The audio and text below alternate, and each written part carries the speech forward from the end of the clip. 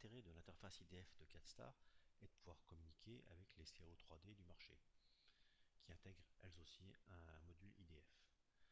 Alors avant d'exporter nos données IDF, on va s'assurer qu'on ait bien un contour de carte et que les composants critiques à exporter possèdent une hauteur. C'est le cas de mon connecteur ici qui est à 7 mm. Ces hauteurs, donc CADSTAR, peuvent être renseignées dans la bibliothèque d'empreintes ou au travers d'un attribut. Ensuite, nous allons, par file, file export, exporter au format IDF nos données. On va définir un nom de fichier, je vais laisser le nom donné, et une extension EMN, BRD, IDF ou BDF en fonction de la CAO 3D que l'on utilise. Ensuite, afin de faire correspondre les entités présentes dans CADSTAR et celles de la CAO 3D, il va falloir utiliser un fichier de mapping, un fichier de correspondance. Ce fichier, on va l'appeler dans notre cas IDF, pourquoi pas. Il servira à l'exportation mais aussi à l'importation. Alors l'interface qui s'ouvre comporte plusieurs sections, par exemple le format, savoir si on travaille en millimètres, si on travaille en IDF 3, en IDF 2, l'extension du fichier de bibliothèque, car il y aura un deuxième fichier généré, à l'extension EMP dans notre cas, qui comportera la description des composants simples de CADSTAR, et ces composants simples seront définis dans une couche qu'on va définir ici, Outline Layer. On a ici une couche top IDF, on peut aussi utiliser la couche top placement de CADSTAR sans souci. Voilà. Ensuite, on va donner l'information où trouver la hauteur des composants. Donc dans mon cas, j'utilise la bibliothèque d'empreinte. On pourrait utiliser un attribut ici. On peut définir une hauteur par défaut et sortir dans le fichier IDF les composants avec une hauteur définie à 0. En dessous, on a la description du nom qui sera donné aux composants dans la CO 3D. Il y a plusieurs options. Ensuite, il est possible d'indiquer au système que les composants dont le préfixe est défini dans ce champ sont des trous de fixation. Il suffit d'indiquer le préfixe. Donc, dans cette section, nous allons définir quelles entités vont être exportées vers la 3D. La section caractère mapping va permettre de définir des correspondances de caractères pour les CAO 3D qui ne peuvent pas lire certains caractères comme les pourcents, les espaces ou les caractères accentués. Ce mapping sera utilisé en exportation et aussi en importation. On peut aussi décider d'exporter en IDF des entités autres que les composants, il suffit d'indiquer les layers sur lesquels ils se trouvent. Ensuite, on peut décaler l'origine de notre design ou utiliser l'origine définie dans CADSTAR.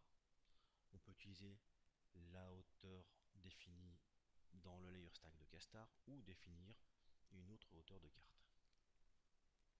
Quand tout est décidé, je vais cliquer faire OK. Je vais pouvoir procéder à l'exportation par la touche OK. Nos deux fichiers IDF, le .emn et le .mp, sont alors créés.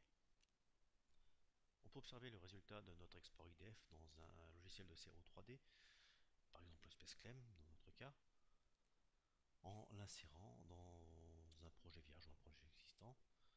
Je vais l'insérer, fichier, on va prendre notre format EMN, ouvrir, et notre carte IDF est importée dans la 3D avec des élévations simples issues de CADSTAR. Ça nous donne des volumes, parallélépipèdes rectangles ou des cylindres. On peut travailler avec ces composants, on peut faire des déplacements par exemple, si je veux déplacer, pourquoi pas, cette LED dans la CAO 3D, je peux le faire. Hop, je vais le mettre en dessous de l'autre, l'avant est à côté, je vais pouvoir observer un résultat direct. Voilà, et ensuite, notre projet ainsi modifié va pouvoir être mis à jour, on met à jour l'IDF. Donc je vais l'exporter sous un autre nom, IDF retour, pourquoi pas, .emn, avec des fichiers EMN dans CADSTAR, enregistré. Il ne me reste plus qu'à avoir le résultat dans CADSTAR. Je vais retourner tout de suite dans CADSTAR pour l'importer. Alors dans Castar, pour faire l'import, c'est du file, file import, on choisit le format IDF bien sûr, on choisit notre fichier IDF retour, on crée. On peut choisir un fichier de mapping, on l'a déjà créé tout à l'heure, on peut l'éditer. Alors dans cette fenêtre d'import, on va bien sûr pouvoir définir les unités utilisées, les décalages de coordonnées si besoin, s'il est nécessaire d'effacer les zones et les outlines inutilisées dans le design, les autres entités à ramener sur Castar.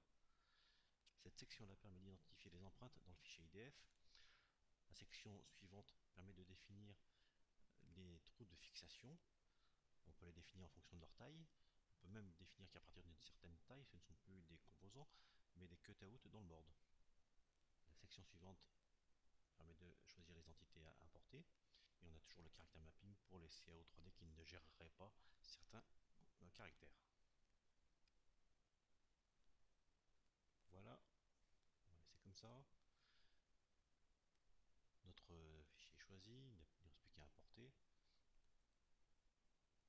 On me dit que tout s'est bien passé. Je vois bien que la LED a glissé. L'import s'est bien passé. Voilà pour l'exportation, importation de fichiers EDF depuis CatStar.